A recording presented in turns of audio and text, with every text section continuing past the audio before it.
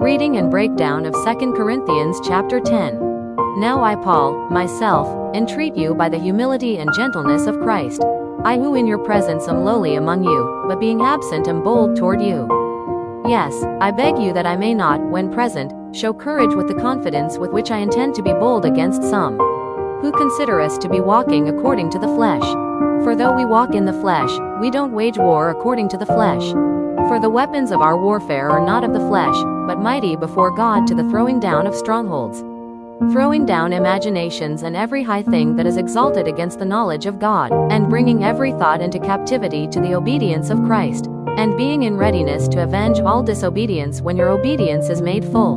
Making sense of verses 1 through 6. 2 Corinthians chapter 10. Many people in Corinth did not like Paul. He faced a lot of opposition from them.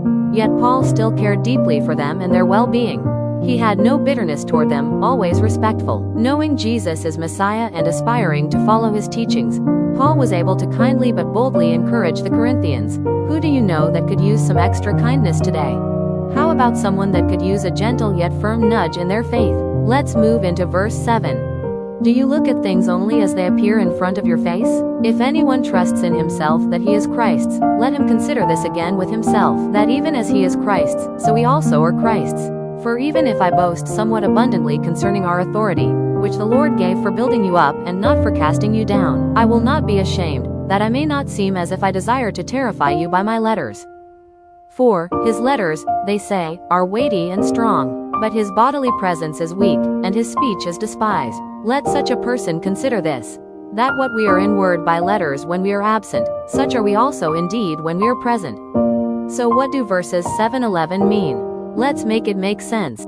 Paul's authority was to build the Corinthians up, not to destroy them by being truthful and honest. Paul didn't want to scare them with his letters, but wanted the truth to be clear, knowing the only ones in opposition are the ones to righteous for true conviction. Do you get angry with the truth when it goes against your desires? Do you try to grow from the feeling of conviction?